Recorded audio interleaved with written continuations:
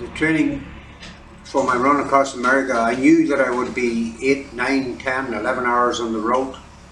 So that's a lot of muscle work, a lot of movement, a lot of joint work. So the only way to get ready for that is to train, do the work, run, run and run more. So there was days that I would leave home at 6 AM and return home at 6 PM, 12 hours. And that would be continuous running except to get a cup of coffee, a cup of tea and a butter roll, of course water and all that. And I would eat the roll and walk. But there was 12 hours, many's a day that I did that. I remember one day I ran from Woodside to Rockaway Beach, summer time, sun was shining and I was glowing in the sun. And I went into this little coffee shop and there was a cop sitting beside me in uniform. He was having eggs over easy, so I said I'll have eggs over easy and bacon and a cup of coffee. And when I went to pay, I had no money. I had no money in my pocket. So the cop looked at me and I looked at the cop and I said, I'm sorry about that, but I had money when I left this morning. It fell out of my sock. The cop says, you carry your money in your sock? I said, yeah, I carry the money in my sock. Well, I'm not lying. But I will come back tomorrow and I will pay you. So it was a Greek diner, so the guy said, okay, an Irishman, I'll let you go this time, but no more. But I did go back. I ran back and I paid him, but the cop wasn't there. So the guy, he actually gave me back, he gave it to me for $2. That's part of my training that I remember. But in the actual run itself, there's certain things that come to your head. The first day, when I was running down in New Jersey, I had 3,000 more miles to go. This truck pulled in front of me. I said, whoa, here's the first guy going to attack me, because when you're running across America, there's 3 things you've got to be aware of. There's humans who think that they're going to hurt you, they think. Then there's dogs, and then the traffic. You've got to be aware of them all the time. So the guy pulled in and he backed up to me and I stepped into the grass. Now you have to picture this. I had a pair of shorts and a napkin, that's it. And a smile. And he said to me, you look very fit. And I said, thank you. He says, would you do me a favour? And I says, what's the favour? He says, would you help me to move some furniture? And I says, I would love to help you, but I'm on my way to California. 3,000 miles away. I'm on my way and I was standing with a napkin and he took off. He says, what? You're on your way to California? And I said, yes sir. And he took off. Then there was another point in the Salt Lake Desert, Sunday morning. It was early. And I had to get up and go because the rest of the crew were in the desert. They were sleeping, but they were snoring. I couldn't sleep. I mean, snoring big time. The mobile home rocked. Jimmy, God bless his soul, is dead. He was snoring.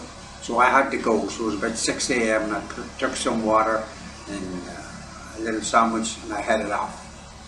And on the road there was nobody, not a soul. I used to look up in the sky when I'd see a plane and I'd say, wow, there's people on this planet. They're up in the sky. But this white van with Oregon plates passed me. I was a little nervous. And they pulled in about a quarter of a mile ahead of me. And they got out and they put bottles on the road. And they started to shoot the bottles with guns, obviously. Started to shoot the bottles. I made a U-turn and I ran back to the mobile home. I wasn't going to get shot in the desert. That scared me. And I didn't know where they went, but I didn't care. I went back. So those things I remember. And then there was a guy came along in a truck and he bugged me all the time. He asked me, did I see Jesus? Did I ever meet Jesus? And I said, for Jesus' sake, leave me alone. Just go. He kept coming back every time to see me. Put the window and I said, did you see Jesus yet? And then I told him I was looking for Jesus and he did leave me alone. Oh yeah, people laughed at me when I said one of the biggest problems was the grass. The minute I went over from into Pennsylvania into Ohio and the lowlands or flatlands, whatever they call them, the cornfields, was an extra that's where I used my bathroom and shoot into the cornfields, no problem. There was no hedge, you could just walk right in, walk right out. And but they're grasshoppers on the side, where you kept to the side of the road, they'd pounce on my leg, and they were big, they were that size.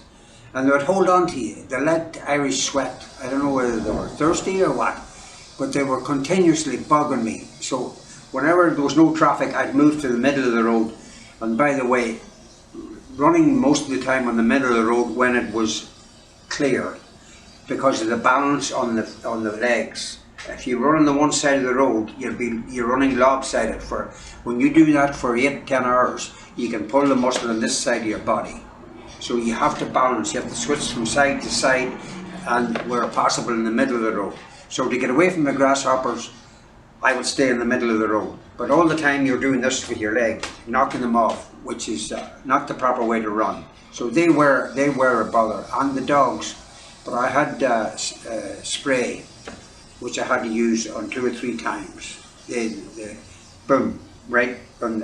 Not being cruel to the dog, but I'd rather spray the dog than I end up in the hospital. And it'd be hard to explain to people in Ireland that I lost the record because of a dog. Oh yeah, this was in Ohio. I was in the field, the cornfield, and the guy, I didn't know, I seen this plane coming, and he was spraying the crops, but I didn't know he was coming at me. He saw me, and he came down, just zoomed right down, and I ducked him. Whoa, wait a minute, Tom. What were you doing in the cornfield? Well, I had to go to the toilet. That was bring my little piece of paper with me, and then to the toilet. Well, you know what that means. Everybody goes to the toilet, so thank God. That's a problem. If you don't go to the toilet, you're out of the run. Constipation can put you out. Diarrhea can put you out. All these things are part of human life, as we all know. And I had to. You go to the toilet more when you're running, actually. You do. But the plane came right at me. I saw him coming. A small plane, one engine, and a crop duster. I didn't see the stuff coming out of the back, but I saw him coming at me. And he was coming right for me. He was playing a trick on me. And he waved at me and he went right over my head. And I don't think anybody believes me, but that actually happened. Then there was the snakes. Snakes were a problem, because I'd be nervous of snakes.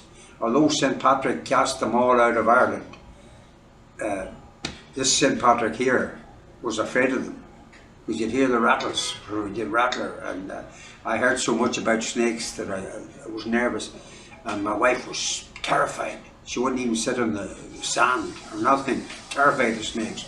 And that's when I had to sleep outside on the sand because of the snoring. That's what I was afraid of, snakes crawling up when I'd be sleeping. Oh yeah, well, it's a San Francisco Examiner. I was on the front page. Actually, outside of San Rafael, or the Golden Gate Bridge, I was on the highway. Somebody told me to take the highway, and the cops came along to put me off the highway, and somebody took a picture of the cop and me on the highway, and he directed me off. And I do a lot of hills. I didn't know about these hills, to go the right route. I thought I'd go straight into San Francisco. And the next day was on the photo, in one corner of the paper, the front page was myself. And then in the other corner was Son of Sam, the serial killer. The two of us were on the front page. And I thought that was funny, but since then I learned a lot about Son of Sam.